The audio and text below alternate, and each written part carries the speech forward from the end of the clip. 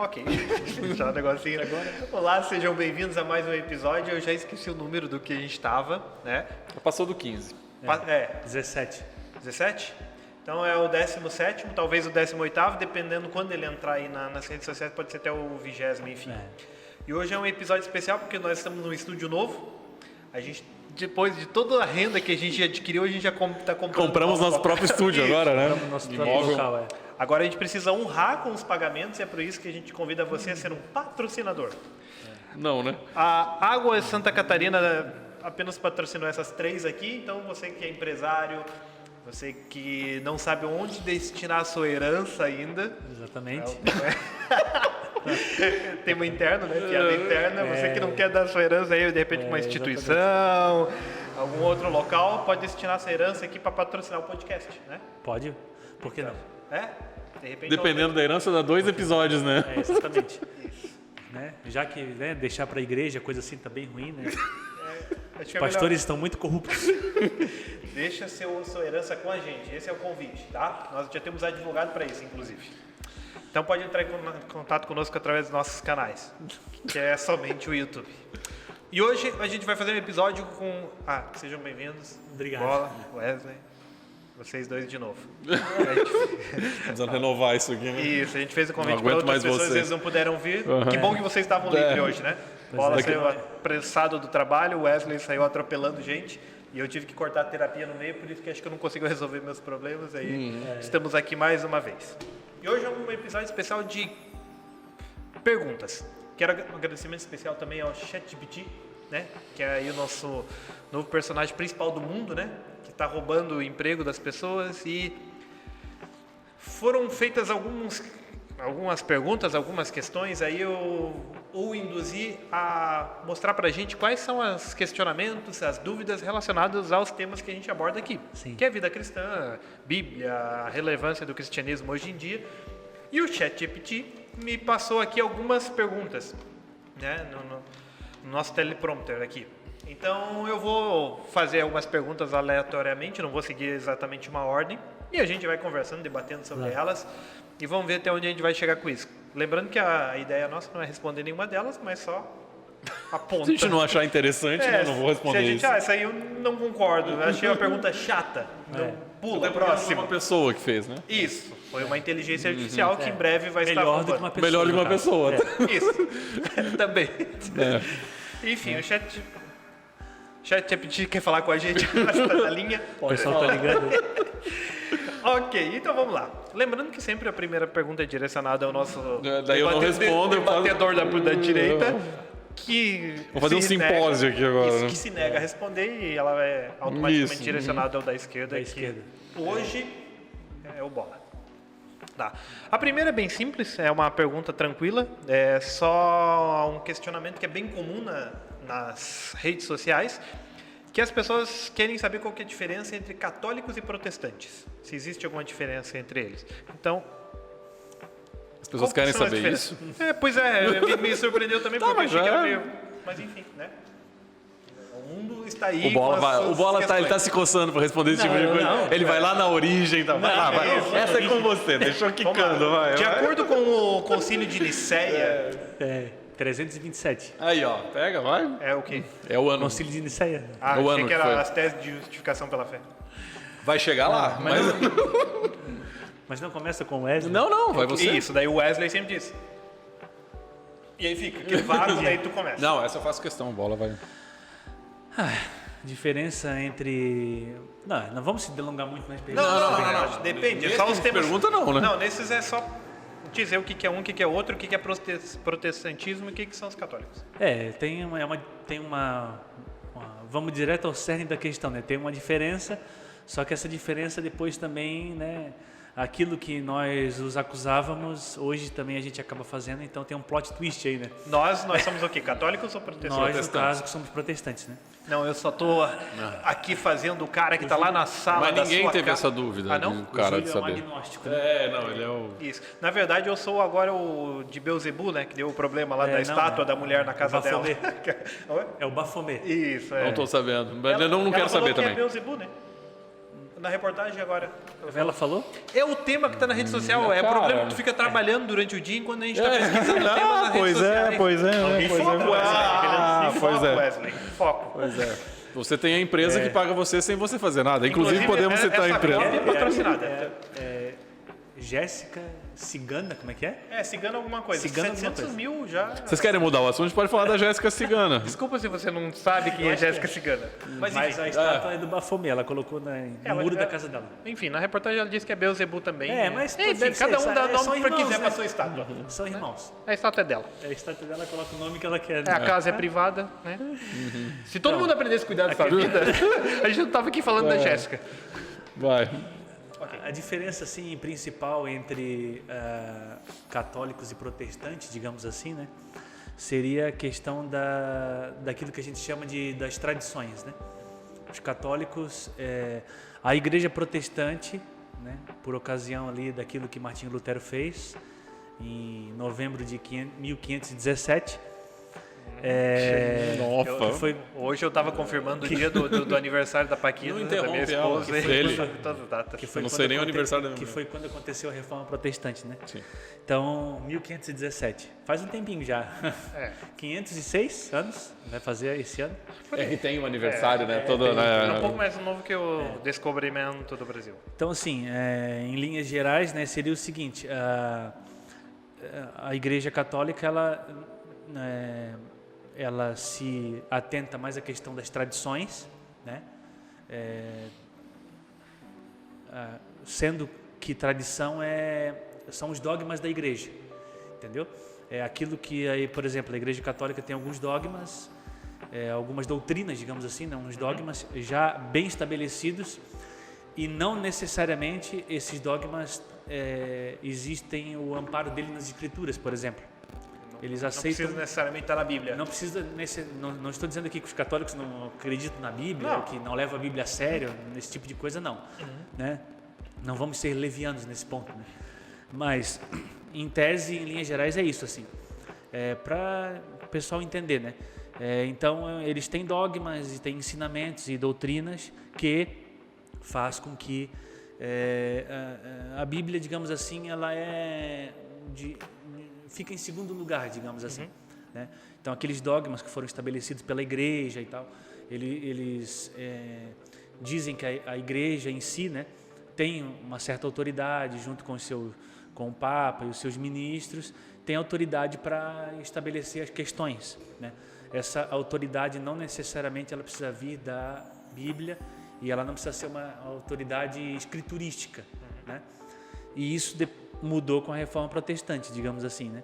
Em 1517, ali Lutero, ele foi um pouco contra isso, né? A história é longa e tal, teve uma questão ali, teve uma racha, digamos assim, né? Ali naquele episódio, que acabou surgindo depois, e daí depois acabou surgindo os protestantes, né? A Reforma Protestante deu origem ao protestantismo, que daí a Reforma Protestante ela está embasada em cima de 5 pontos que são conhecidos como os 5 solas da Reforma Protestante, né? O sola fide, solus Christus, sola Escritura, que é o mais famoso, né? Então, assim, todo o ensinamento ele tem que estar embasado na Escritura. A Bíblia tem que dizer quando é não, quando é sim, e se não estiver embasado na Escritura, não tem validade para nós. Então, seria essa a grande diferença, assim. A Igreja Católica, ela tem já uma tradição, né? É uma igreja milenar e tal, tem ali a sua autoridade, e eles colocam essa autoridade, essa tradição é importante para eles, a ponto de ser, assim, um balizador das questões teológicas e, enfim. Isso para os protestantes não serve, assim. Nós não aceitamos isso, a gente aceita a questão de a Bíblia somente, né? Que é o sola Escritura, sola fide, né? Somente a fé, a salvação também é somente pela fé, né? Aí a gente começa a entrar, né, em várias questões. Esse assim, a diferença básica, né? Mas se a gente começa a entrar assim nos pontos, existe muita diferença, né? Questão de salvação, por exemplo, né? A salvação, nós como protestantes aceitamos a salvação que é somente pela graça, né? Que é o sola fide, somente pela fé, sola gratia, aquela coisa. Os católicos, A gente precisa daquela estrutura da igreja e dos sacrilégios ali, daquela Eucaristia que você precisa cumprir, digamos assim, uma espécie de caminho para que você consiga atingir a salvação. Então, a salvação ela trabalha diferente de como nós protestantes aceitamos, por exemplo, né? Que é somente pela graça e pela fé somente e tal, né? Conforme a Escritura diz. Então, essa seria, não se delongando muito, né? Mas existem outras diferenças também significativas, mas em linhas gerais seria isso, assim. Basicamente. E foi um movimento que começou praticamente dentro da Igreja Católica, né? Questionando algumas coisas do credo. Católico, exatamente, Só que, igual você falou no início, muita coisa se perdeu disso aí, né?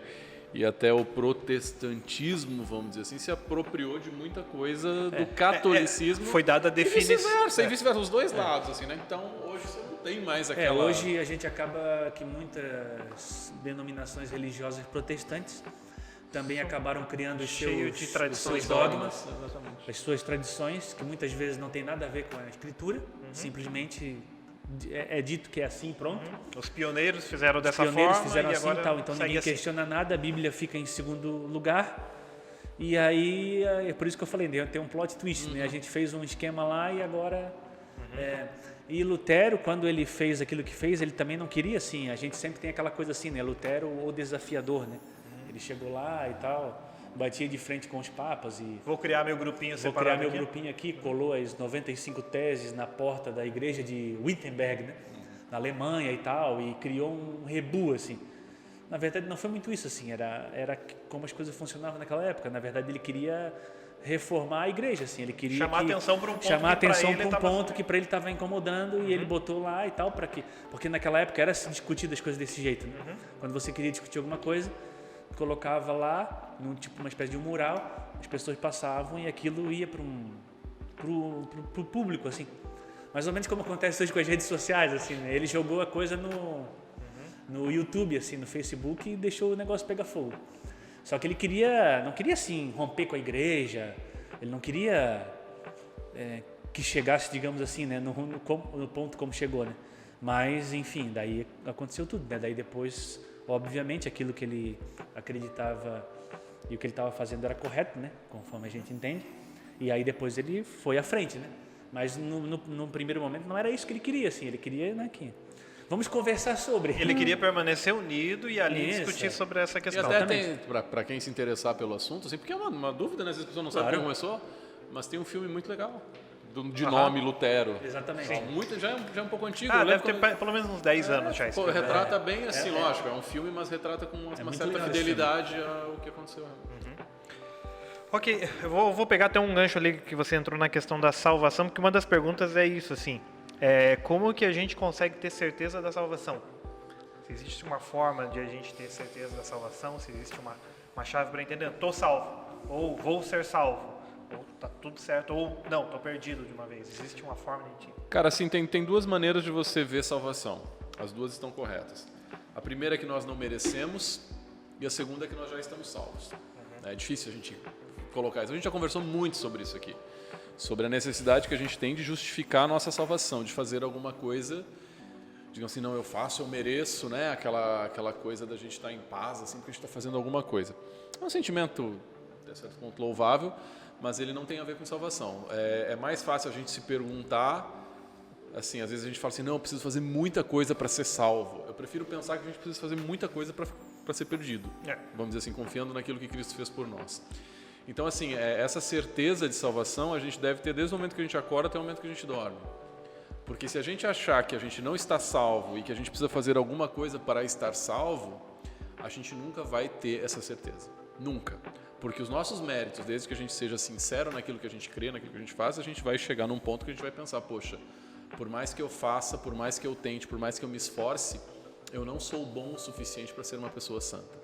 Qualquer cristão honesto consigo mesmo vai chegar a essa conclusão. E aí a gente vai entender o papel de Cristo nisso aí tudo. Então é muito mais fácil a gente acordar sabendo, não, tudo o que precisava ser feito para a minha salvação, Cristo já fez.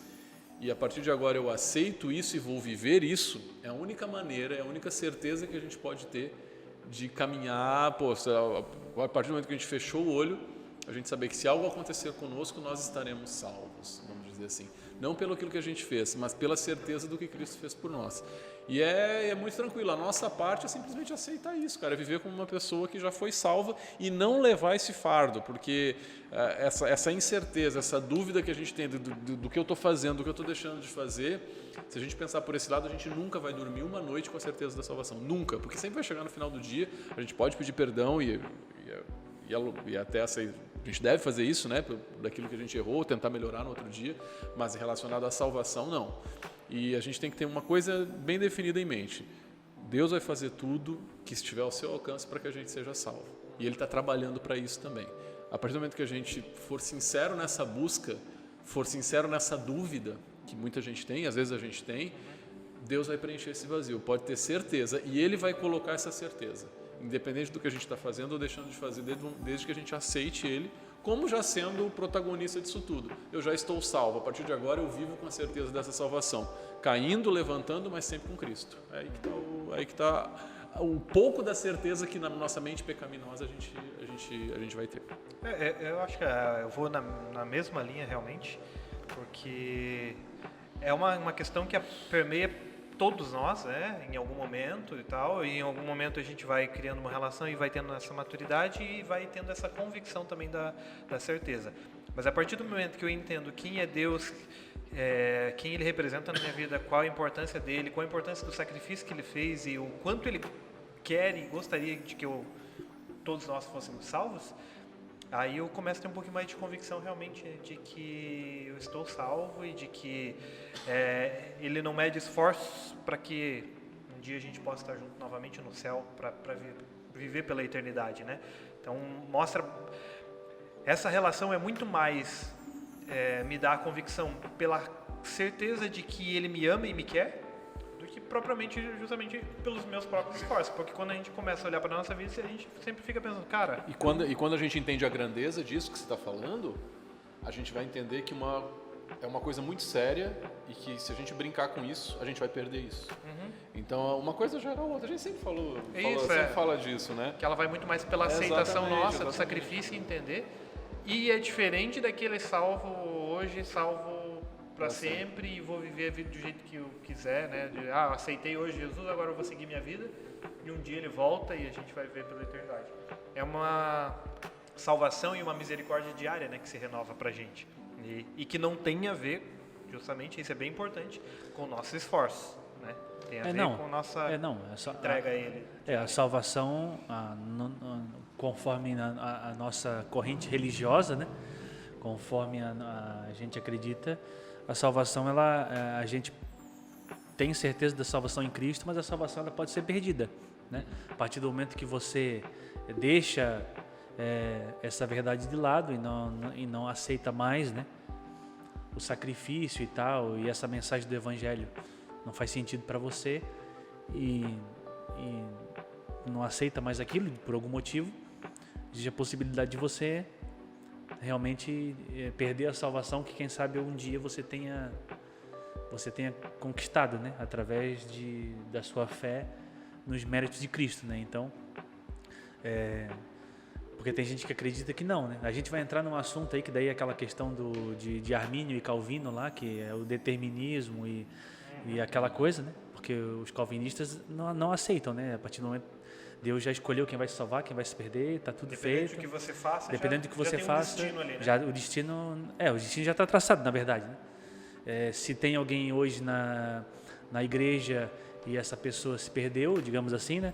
É porque ela nunca foi salva, na verdade. E se existe um pecador lá que um dia acabou vindo para a igreja, é porque na verdade ele já era um salvo, né? Ele já era um eleito e agora ele só confirmou o chamado, digamos assim, né?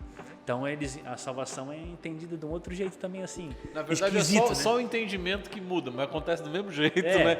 É uma justificativa para uma conversão, vamos dizer assim. Não, já estava determinado. Isso. Exatamente. Mas é uma discussão séria aí, né? Porque aparentemente meio que tira o direito do livre-arbítrio e da escolha. Aí a gente vai entrar nessas questões, assim. E a gente vai entrar. Mas a princípio... Tem uma pergunta e a próxima pergunta é sobre isso. É sobre isso? Exatamente. Os temas são correlacionam. Obrigado, ChatGPT, que criou todo um escopo aqui pra gente. Eu não conheço esse negócio, mas já estou odiando já. Eu vou te mandar Não mano. é uma Alexa lá para tocar, né, para você brincar com ela. Qual é a natureza do livre-arbítrio e como ele se relaciona com a soberania de Deus? Já falamos, Isso próximo. aí são 4, 12 horas agora. 12 horas falando sobre isso. Desculpa trazer uma pergunta aqui que vocês não têm capacidade de dialogar. É porque assim, ó. Não, é porque é uma pergunta que eu acho que ela já está sendo discutida aí, eu acho que por pelo menos aí uns 1000 anos. Conseguiu uma resposta? E ninguém conseguiu uma resposta? Desde o céu. Hoje é o dia, você vai saber. Desde Calvino e Armínio, por exemplo, acho que já está sendo discutido aí o negócio há uns 300 anos aí, ninguém até agora... Não vamos ser nós que vamos responder. não vai ser a gente que vai resolver. Pulamos essa aqui, Não, então mas- azar de você que A está com gente essa pode dúvida. teorizar, mas não. Você pode pensar. É porque não tem uma. É porque é difícil você pensar assim, Deus. Porque a gente coloca Deus, né? Onisciente, onipresente, já conhece o futuro desde o princípio. Sim. Ponto. Isso é bíblico. E aí, o que nós, seres humanos, que vamos tentar nos encaixar essa realidade divina, o que a gente Ferrou tudo agora. É que a gente pensa? Não. A gente tenta pensar como Deus, assim, quem defende um lado da coisa. Não. Tudo já está traçado, tudo já foi pré-determinado, já existe um destino, exatamente, que é a palavra mais famosa dessa história toda, destino.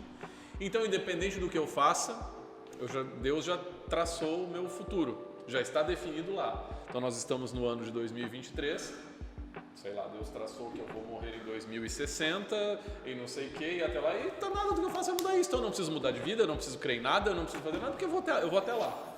Quantos anos de vida mais eu tenho? 60? Não, peraí, vamos mudar. 40, não, mais. Bota mais 20 anos, dá que mais fica um melhor. gás. 23, 33, E aí, 40, ponto. 2043. Beleza, essa é uma crença. E aí existe o outro lado, não, livre-arbítrio, eu vou fazer minhas escolhas, vou chegar lá e tal. Só que existem as duas formas de você pensar, você falar, não, independente do que eu faça, vai parar lá, no destino de 2030, 2060 lá, vamos dizer. Então eu posso dar várias voltas, mas vai chegar lá. Então as escolhas que eu fiz aqui não vão mudar o meu destino. É muita viagem isso, dá treta pros dois lados. Aí a gente fala, vamos pegar um exemplo estranho assim. Ah, não, eu vou até tal dia. Não, mas eu decido tirar minha vida aqui. Ah, não, mas isso já estava... Sabe, essa discussão que não tem fim, não tem fim. Por quê? Porque nós não conhecemos o futuro. Nós não sabemos...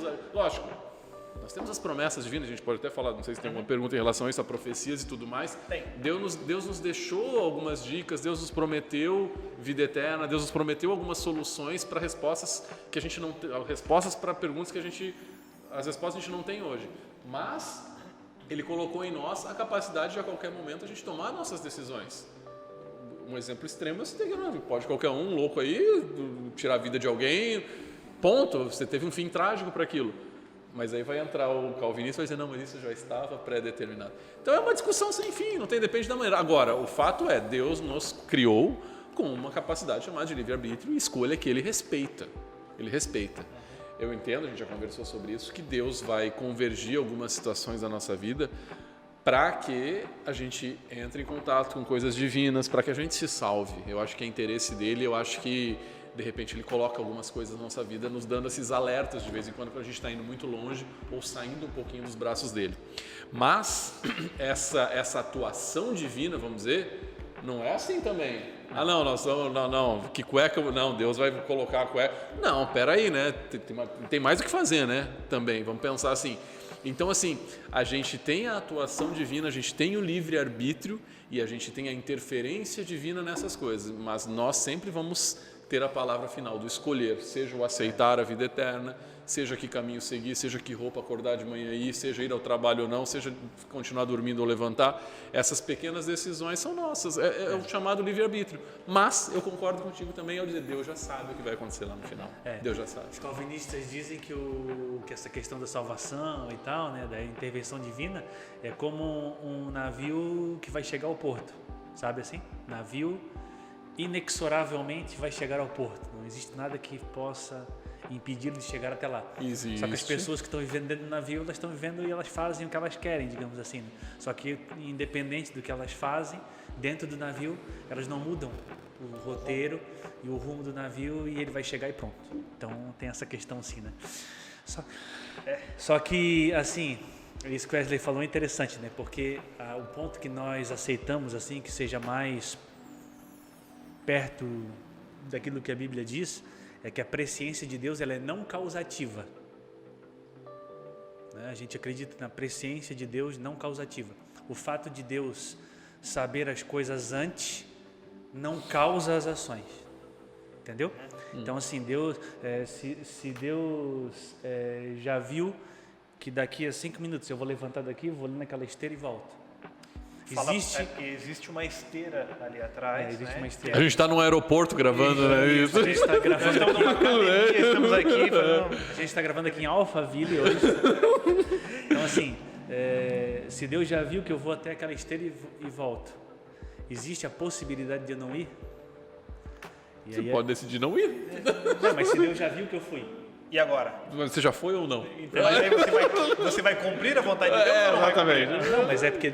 O propósito? Não, mas é que Deus não erra, né? Se Ele já viu é porque vai acontecer. Então a gente começa com essas Não, coisas. é né? tenso, é tenso. Só que isso assim, ó... Não vai ter fim. Então, próxima pergunta. É mais fácil nós muitas pensarmos o pessoas seguinte: querem.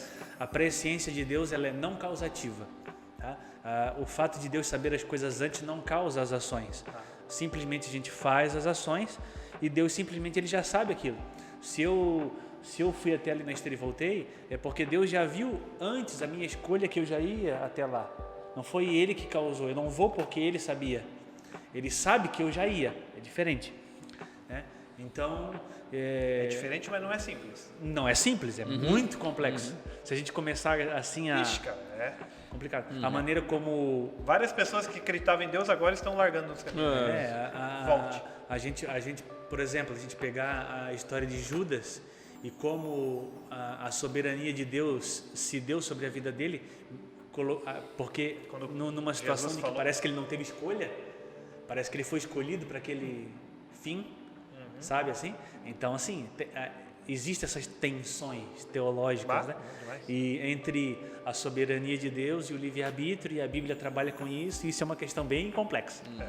Tanto é que muita coisa Nós na não Bíblia... vamos resolver não, isso não, hoje. vamos continuar. Vamos Tanto é que sim, muita que hoje a gente vai muita coisa da Bíblia que nós temos ali de profecias, principalmente, ou de Antigo Testamento, profetizando a maneira como Cristo viria, como Ele morreria. Sim. Cara, já estava ali as nuances, assim, sabe? Não, Ele virá, Ele sofrerá como um cordeiro, será crucificado. Isaías já colocou isso. E Ele veio e sofreu exatamente... Aí a gente vai pensar, pô, e se não? E se? E aí o que seria da profecia? Então, assim, é complicado a gente entender. Porque igual você falou, eu decido ir até ali. Mas a gente fala, não, Deus já sabe se eu vou até ali. Mas eu vou ou não vou? Mas Ele sabe, você fica naquele 50-50, você tem duas possibilidades. Então, assim, tamanha é a presciência divina que na Bíblia Ele já colocou assuntos que aconteceriam depois. Que nas profecias Ele colocou assuntos geopolíticos do mundo logo pós ali aquele início do cristianismo ali, coisas que aconteceram e foram desdobramentos históricos que a gente tem prova de que aquilo foi profetizado antes e aconteceu depois da maneira como foi profetizado. Então, assim, a gente está falando, é igual tempo. O tempo na escala divina é uma coisa, na nossa é outra, completamente diferente. O destino, o livre-arbítrio. Exatamente, são as mesmas perguntas. Então, a presciência divina, o livre-arbítrio, o destino. A gente está falando de Deus, a gente não está falando da nossa mentalidade finita. Da mesma maneira de tempo, a gente está falando de um grão da maneira como a gente encara tempo. Ah, não, é 60 anos, meu Deus. Deus está inserido numa linha infinita de tempo. Como que a gente vai entender isso? Não tem como. Deus está inserido numa linha infinita de ciência, pré-ciência, onipresença. Como que a gente vai entender isso? Então não tem como. O pouco que a gente entende é ficar fazendo essas brincadeiras, essas perguntas aqui. Será que vai? Será que não vai? Aí isso a gente chama de livre-arbítrio, porque a gente acha, agora é complicado também, que a gente tem o controle de algumas decisões. A gente pode até ter, mas Deus já sabe. Difícil, né? É complexo. E assim, apesar da complexidade que realmente a gente não tem uma resposta, a gente tem conjectura, a gente vai pensando, falando e tal, mas não tem como provar nada disso aqui, não tem como mostrar para ninguém, é isso aqui, ponto. E eu acho que uma das belezas da relação com Deus é essa parte misteriosa mesmo. Sim. E a gente chama fé, e da humanidade e da fé é isso também. Saber que a gente não tem algumas respostas, saber que a gente não conhece muito do que é Deus, ou talvez a maior parte do que é Deus, continuar se relacionando com Ele e saber que apesar dessa magnitude do tamanho dele, Ele continua se relacionando com a gente, Ele escolhe, é uma escolha dele, aí é um livre-arbítrio dele também, escolher estar com a gente, nos amar, viver com a gente. Agora, realmente, uma das questões mais complexas, que é uma dessas e outras tantas que tem, a gente não sabe. Mas a gente tem algumas saídas, assim, porque existe, por exemplo, a questão da liberdade, né? A liberdade, na verdade, ela é assim, eu acho que é seria a segunda maior coisa mais importante do universo, assim. É a grande questão divina, assim. E conhecereis a verdade. Não pode fazer nada político. A primeira seria o amor, digamos assim, né? A liberdade tudo está fundamentado na liberdade. Então a Bíblia trabalha com essa questão da liberdade, né? Por que a Bíblia trabalha com essa questão da liberdade? Porque se as pessoas elas não são verdadeiramente livres, então as pessoas não têm como amar de verdade. Porque só ama de verdade quem é verdadeiramente livre. Por quê? Porque só ama quem escolheu amar, exatamente, sem ninguém forçando então, a fazer isso. É uma escolha, né? Se a gente tira a liberdade, a gente a coisa começa a sair do Aí do você centro. vai contra o caráter divino. Mas aí volta lá na criação. Cara, nós vamos Se ficar Deus nessa. sabia que Satanás ia acontecer o quê? E aí entra aquele questionamento por que Mas Deus não matou Satanás lá e já acabou ou com simplesmente todo o porque Deus criou, se sabia que isso tudo ia volta um pouco acontecer. mais a isso. E aí entra o conceito de amor dele. Deus também teve a liberdade de escolher e a liberdade de amar. Cara, é a mesma coisa quando a gente escolhe. Lógico, grosseiramente. Quando a gente escolhe ter filhos é assim, num grau menor, mas é. A partir do momento que você decide ter filho, você tem 1001 possibilidades do que vai acontecer. Vai nascer, não vai nascer, como vai nascer? Vai ter saúde, não vai? Vai crescer, vai te respeitar, vai falar, vai andar, vai comer, vai ter saúde. Você não sabe, você escolheu, mas você mesmo assim escolhe ter. Isso que nós somos pecadores, caco de gente, e a gente ainda escolhe ter e ainda desenvolve amor pelos filhos, enfim, por aqueles entes queridos. A mesma coisa Deus, só que transfere isso numa escala muito maior. Mesmo sabendo que ele ia precisar mandar o seu próprio filho para ser morto para solucionar o problema que o homem criou, mesmo sendo filho, mesmo sendo criado, mesmo assim ele escolheu criar, sabendo de tudo o que acontecia. Agora, desde o momento que Deus criou, ele já colocou essas opções, vamos dizer assim, e o universo assistiu isso e assiste isso ainda muito atentamente. Para quê? Para que o caráter divino nunca seja, vamos dizer assim, não é posto à prova, ele está sendo posto à prova, mas nunca seja, vamos dizer assim, não existe nada contraditório no que Deus criou e no seu caráter. Então ele deixou o livre-arbítrio, ele deu a solução para isso, e ele já, sabendo do problema, a solução já estava ali e a solução se cumpriu. Não tem por que a gente não crer que a solução final não vai se cumprir. Entendeu? Então é mais ou menos esse escopo ali. E a gente consegue um pouquinho entender quando a gente compara para a nossa vida. Né? É que daí acho que chega então no maior mistério mesmo, é o porquê desse amor, né? Que daí a gente não tem resposta nenhuma. Por que Deus escolheu amar a gente? Por que ele quis fazer realmente? Aí é uma pergunta que a gente não consegue responder as mesmo. perguntas mais básicas a gente não responde. A vida. Por que a gente está vivo? Já parou para pensar? Não se cria isso. Isso é um milagre, isso é um dom. É divino. Isso já é divino. Aí a gente começa a entrar em amor, em livre-arbítrio, em destino, em onisciência, onipresença. Só que a gente não perde tempo pensando isso. A gente já parte do pressuposto, não, estou vivo, agora eu vou. Vou trabalhar, eu vou ganhar dinheiro. A gente não para para pensar, para respirar. Exato, eu vou causa, consequência. Se eu fizer, eu vou ter. Se eu não fizer, eu não vou ter. Se eu for lá, eu vou me ferrar. Se eu não... Aí a gente já parte do... Não, eu estou andando, estou respirando, eu vou seguir. Mas a gente não para ver no cerne daquilo. O que gerou aquilo? É um milagre, é Deus. Chega desse... Respondido sobre o livre-arbítrio? Tá, agora ou não, tem né? umas coisas mais... Respondido ou não. Mais respondíveis aí, né? Tá, então vamos lá. Umas coisas mais do dia a dia. Uma dessas é... Prefere trabalhar 8 ou 12 horas por dia? O que você acha da jornada de 3 dias? Né? Legal, próximo. Final de semana com 3 dias, né? Não, jornada de 3 dias na semana. Jornada de 3 dias, 3 de trabalho só. 4 dias de trabalho e 3 de final de semana. Sexta, sábado, domingo e segunda de final de semana. Ih, seria Terça, ótimo. quarta, quinta, É. Aí a quinta vira sexta. Vamos discutir isso aí. Ela vai mudar o porque nome? Daí... Tem que rever a CLT toda. Tá tudo uma bagunça. Vai ser revisto. Vamos lá. Quem sabe? Uma das perguntas que a gente já respondeu em outro podcast, mas que é uma das que ela é mais feita. Uma das perguntas que não foi feita, não foi respondida em outro podcast, não tem interesse das pessoas e tal. Não sei nem por que está aqui. É uma falha dessa inteligência artificial, que é uma porcaria. Ela não ouviu os outros podcasts, é isso, Não, né? Ela assistiu, sei lá. Isso, eu fiz uma pergunta. Quais são os principais podcasts? Não apareceu o nosso. Relevância cristã? Não apareceu a gente.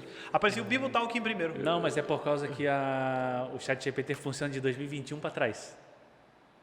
Ele não pega as informações Não. agora? Se tu perguntar coisa de agora, não tem. Mas que burro.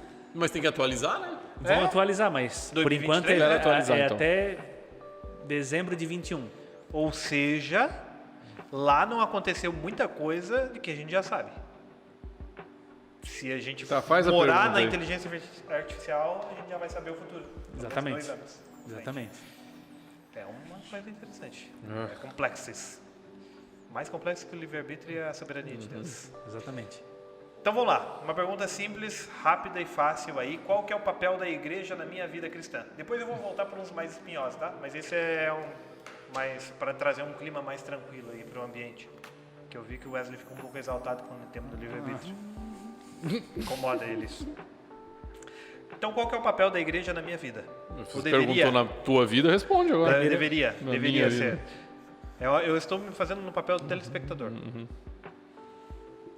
Eu vou responder do ponto de vista, assim, da igreja, do que a Bíblia fala que é a igreja, não da igreja, prédio tal. Tem uma crítica aí nesse Com certeza. Nesse pensamento. Existem várias maneiras.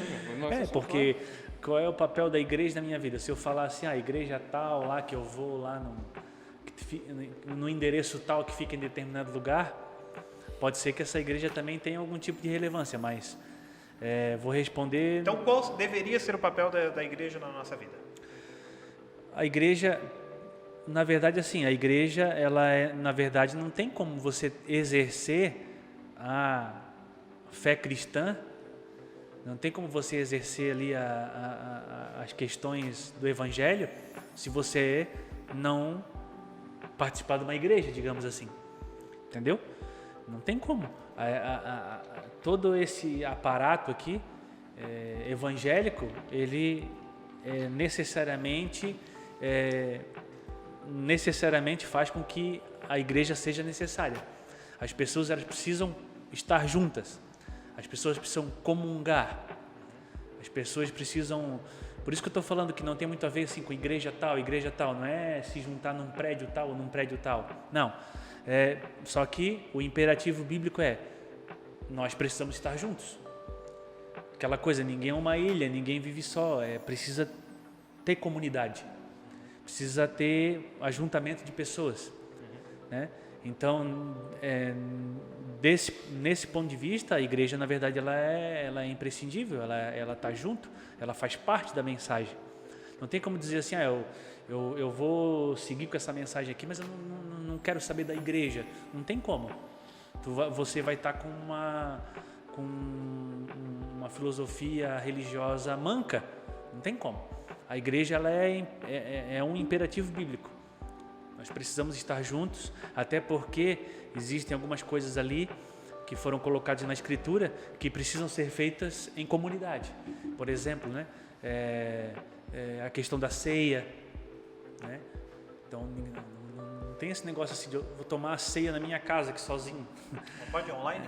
Online, né? Não, existe uma questão de comunidade, de estar junto, de a gente se juntar para louvar a Deus, né?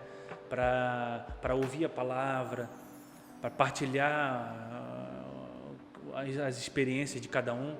Então, a igreja ela tem essa importância, na verdade, ela faz parte do processo. Não tem como tirar a igreja vou tirar a igreja do processo aqui. Não tem como. Fica uma coisa estranha assim. Então, nesse sentido, a igreja ela é importante, ela é imprescindível. A gente não tem que congregar, tem que estar junto, tem que participar ali dos sacramentos juntos, né? Ceia e o partilhar da palavra e estar junto com os irmãos, né? E assim, se você for colocar até o ministério de Cristo, lógico, Cristo foi a sinagoga também, que era o templo o prédio da época. Não deixou de ir à igreja, não deixou de ir né? também, de dar Exatamente. esse exemplo. Eu acho que ele foi mais pelo exemplo em si, né, também, vamos dizer, participou de um culto lá, alguns cultos lendo e tal. Mas o próprio ministério de Cristo, ele... É que assim, o evangelho ele tem que envolver pessoas. Ele não é de um esporte de um atleta só, sabe? Não é uma coisa de um homem só. Ele envolve levar as boas novas para outras pessoas. Ela envolve você você ter pessoas que assim pensam, quem sabe, de uma forma igual ou de uma forma diferente, sei lá, para que você, através de Cristo, influencie essas pessoas, as pessoas, ou tenha uma mensagem ou faça uma diferença na vida dessas pessoas.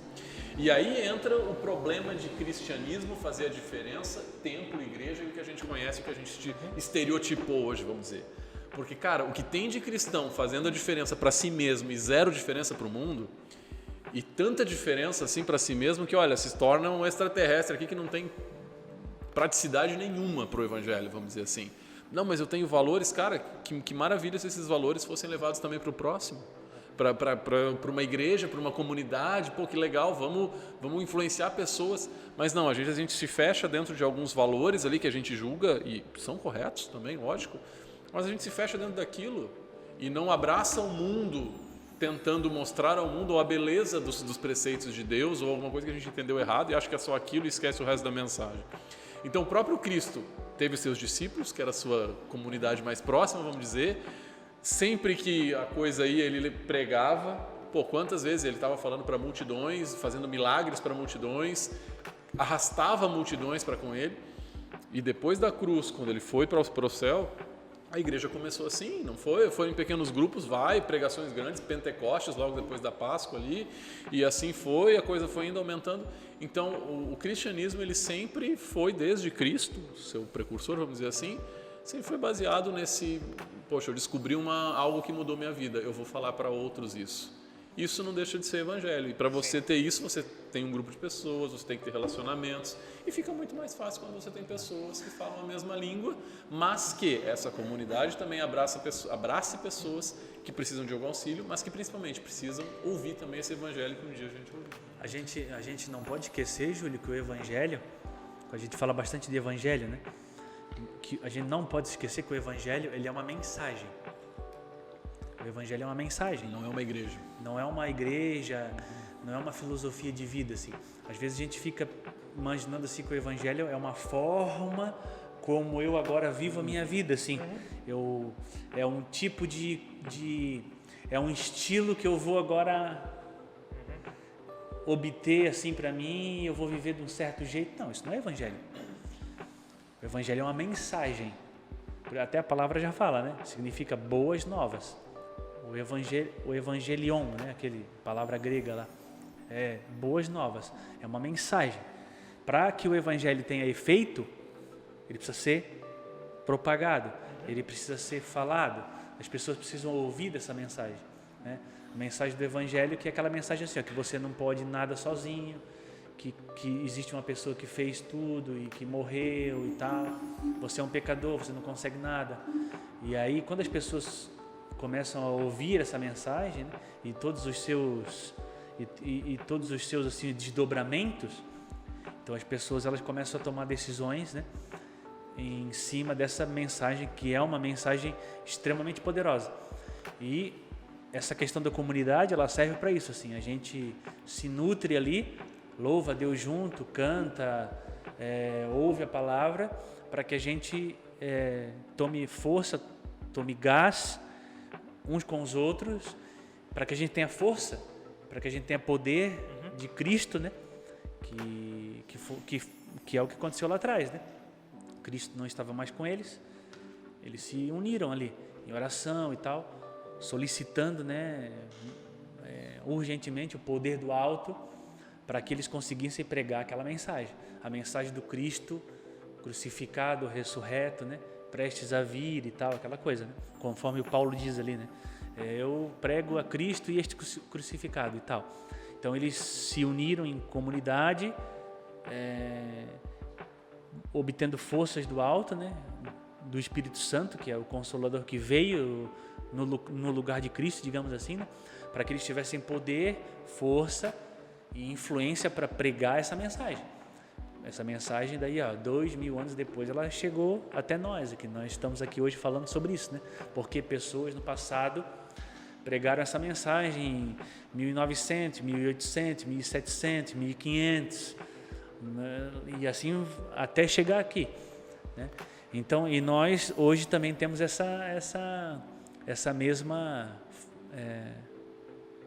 mesmo desafio de pregar esse evangelho, essa mensagem poderosa de Cristo que salva, que é o Cristo crucificado, ressurreto, levar essa mensagem poderosa para as pessoas que ainda não conhecem, para as pessoas que ainda precisam, para as pessoas que ainda necessitam dessa mensagem da salvação.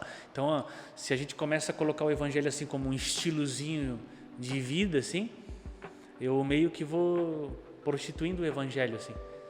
Então, o evangelho é uma mensagem séria que foi confiada a nós e a gente agora propaga isso para o mundo, né? E a igreja, que é a comunidade dos santos, né? Ela é a base, né? É o suporte para que faz com que seja possível essa pregação do evangelho acontecer, digamos assim, né? Até eu que não sou um dos ser mais sociáveis, assim, para essa congregação, digamos assim, é sabido que as pessoas crescem quando estão em comunidade. Sim. Quando você está sozinho, você não tem outras experiências, não aprende coisas novas. Há um crescimento muito maior quando você está em grupo. E tanto que a palavra de Deus é muito clara, com Cristo é o cabeça, nós somos o corpo. Então, um corpo onde são várias partes, cada um com o seu dom, cada um com o seu jeito. E um vai aprendendo com o outro, e a igreja vai se fortalecendo, a comunidade vai se fortalecendo, e aí essa mensagem, as boas novas, vão alcançando outros, justamente, né, por aquilo tão falado, a unidade na diversidade. Então, as pessoas são diferentes, cada um tem um jeito, e vai alcançando mais gente, essa comunidade vai crescendo, e essa mensagem vai sendo propagada a todas as pessoas, ou a maior parte possível que for. Então, acho que tem essa importância, né? E sempre lembrando que não preciso estar lá para fazer parte de uma igreja, eu posso ser igreja, e aí entra no que o Wesley falou. Sim. Onde eu estou, ser relevante onde eu estou, posso fazer a diferença onde eu estou, e é através das coisas simples do dia a dia, daí a gente volta aquelas questões também que a gente já falou, onde eu posso ser alguém que transforma o ambiente em algo melhor, porque essa boa nova que deveria ou deve ter me alcançado, ela faz a diferença na minha vida. Se Cristo me alcançou, se eu me deixei ser impactado por Ele, com certeza a minha vida hoje tende a ser melhor, a ser diferente em muitas questões, né? E assim, e a gente se perde nesse ponto, ou se perdeu nesse ponto, porque a igreja deixou de ser, digamos assim, o balizador da sociedade, né? As pessoas deixaram de olhar para nós no sentido assim, de como um objetivo, né? Um exemplo para ser daquele jeito, digamos assim, né? E a gente se tornou juiz da sociedade, e isso nos afastou das pessoas. Isso colocou a gente num papel que a gente não era para estar cumprindo, né? E geralmente as igrejas hoje, né? Geralmente aí as mais institucionalizadas aí pelo Brasil afora e pelo mundo, elas se tornaram juiz da sociedade. Então, dizendo para as pessoas hoje o que elas têm que fazer, como que elas têm que se comportar, como que tem que ser isso, como que tem que ser aquilo, julgando, digamos assim, as pessoas, né? Tentando dizer quem está no inferno, quem não está, quem está com Deus, quem não está. Se você é desse jeito, você está com Deus, se não, não. E aí, assim, a igreja sai do papel dela, prostitui o seu papel, se colocando como um juiz, né? E a igreja não é juiz. O juiz é só Deus, né? E aí a gente afasta as pessoas, né? Porque daí as pessoas que não vivem como nós vivemos, elas não podem estar aqui com a gente. Aquele lá faz tal coisa, então está difícil ele participar aqui com a gente. Então a gente criou, por causa dessa coisa da igreja, que não é igreja, a gente afastou as pessoas. Porque hoje a gente acha que nós somos juízes da sociedade e a gente acha que a gente pode escolher aqueles que estão com a gente ou aqueles que não estão. Aqueles lá são os gays, por exemplo, né? Um assunto hoje que é bastante em voga na sociedade. Esses aí são pecadores mundanos, já estão abraçados com Satanás, então Eu não quero essas pessoas perto de mim, eles não frequentam a igreja. Então tá, deixa eu emendar essa pergunta aqui agora. Vou emendar essa pergunta. Moralidade cristã. Muitas pessoas... Não, mas é porque vai nessa linha. Sim. Muitas Não, é que eu ia pessoas. emendar outra coisa, Você mas quer enfim. cuidar agora desse aqui? A gente sorteou. Não, já acabou essa pergunta, próxima pergunta. Esse chat GPT eu vou te contar, Índio. Muitas pessoas podem ter dúvidas sobre a moralidade e a fé cristã, especialmente em relação Quem determinou a que ele é o questões- diretor e ele que escolhe, né? Você hoje no áudio. Eu fui irônico. Temos Só provas. para deixar claro. Eu vou passar aqui o áudio do grupo onde... Ah, não. Teve um momento que a gente fala coisa que não deu.